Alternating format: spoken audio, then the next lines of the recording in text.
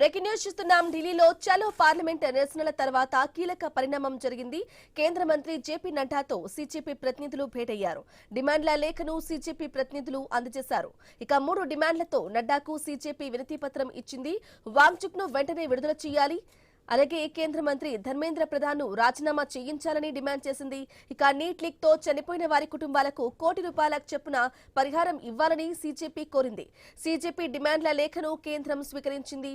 ప్రభుత్వంలో అంతర్గతంగా చర్చిస్తామని నడ్డా హామీ ఇచ్చారు. ఇక ఇప్పటి వరకు ఎలాంటి స్పష్టమైన హామీ లభించలేదని సీజేపీ అంటుంది. డిమాండ్లు నెరవేర్చే వరకు పోరాటం చేస్తామని స్పష్టం చేసింది.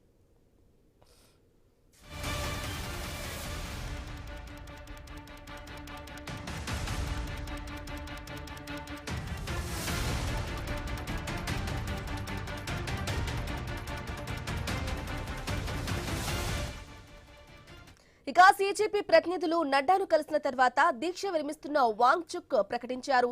ఆయన 23 రోజుల పాటు దీక్ష చేశారు. ఆరోగ్యం క్షీణించడంతో ఈ నెల 18న పోలీసులు ఆసుపత్రికి తరలించారు. ప్రస్తుతం ఆసుపత్రిలో చికిత్స పొందుతున్నారు.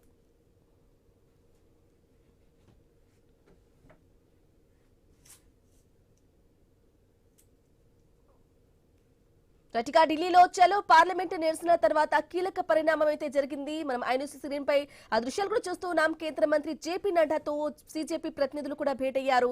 డిమాండ్ల లేఖను కూడా ఆయన అందజేయడం జరిగింది. ఇదే విషయానికి సంబంధించి కంప్లీట్ డీటెయిల్ అందించడానికి మా ప్రతినిధి గణేష్ ఫోన్ ద్వారా అందిస్తారు. గణేష్,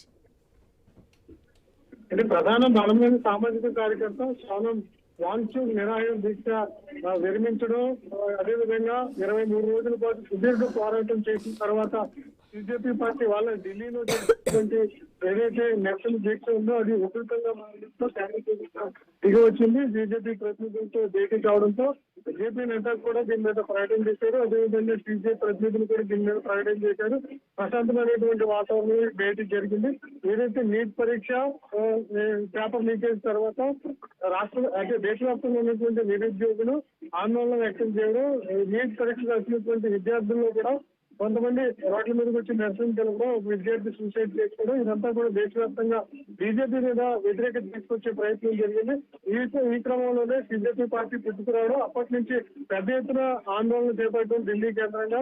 అయినప్పటికీ కూడా కేంద్ర ప్రభుత్వం ఎప్పటి వరకు దిగి రాకపోవడంతో బీజేపీ పార్టీ వల్ల పార్లమెంట్ సమావేశాలు మొదలు కాబోతున్నటువంటి సందర్భంలో పెద్ద ఎత్తున నిరసన పిలిపించింది. దీంతో వేలాది మంది జంతర్ మంతర్కు రావడం జరిగింది. జంతర్ మంతర్కు వచ్చిన తర్వాత వారంతా కూడా విద్యుతంగా నిరసన తెలపడంతో వారి మీద టియర్ గ్యాస్ ప్రయోగించాల్సినటువంటి పరిస్థితులు రావడం జరిగింది. ఇదే క్రమంలో ఇదంతా కూడా నేషనల్ మీడియాలోను సోషల్ మీడియాలో తీవ్రంగా హైలైట్ అవడంతో ఒకసారిగా కేంద్ర ప్రభుత్వం షాక్ గురై వెంటనే జేపీ నడ్డా ఆహ్వానం అందించారు. దీంతో ఈ బీజేపీ ప్రతినిధులు జేపీ నడ్డాతో కలిసి ఏదైతే నీట్ పరీక్షలో నెలకొన్నటువంటి పేపర్ లీకేజ్ వ్యవహారం ఉందో దాని మీద కొన్ని అభ్యంతరాలు తెలుపుతూ వినతి పత్రం సమర్పించారు. మంత్రి కేంద్ర మంత్రి ధర్మేంద్ర రాజీనామా అంటే అతను తొలగించే దిశగా చర్యలు తీసుకోవాలి, మరొకసారి నీట్ పేపర్ లీక్ కాకుండా నిందితుల పట్ల కఠినమైనటువంటి చర్యలు తీసుకోవాలన్న వినతి పత్రం సమర్పించడంతో దీని మీద జేపీ నడ్డా సానుకూలంగా స్పందించారు. దీని మీద ప్రభుత్వంతో చర్చించి తగిన నిర్ణయం ప్రకటిస్తానని చెప్పడంతో ఇటు సీజేపీ ప్రతినిధులు కూడా వెనక్కి తగ్గడం జరిగింది. ప్రస్తుతం అయితే సీజేపీ చేస్తున్నటువంటి నిరసనలకు 2 నెలల తర్వాత ఒక సానుకూలమైనటువంటి వాతావరణం కేంద్ర ప్రభుత్వం నుంచి రావడం జరిగింది.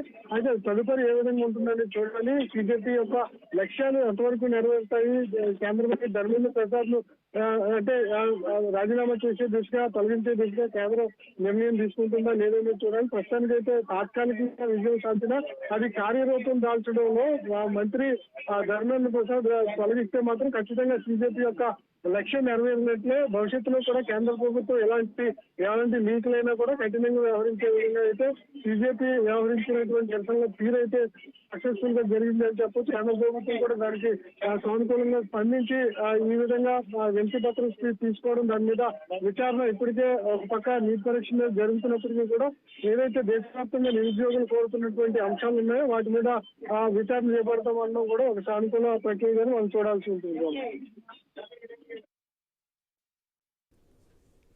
Right, Ganesh, thank you for the updates.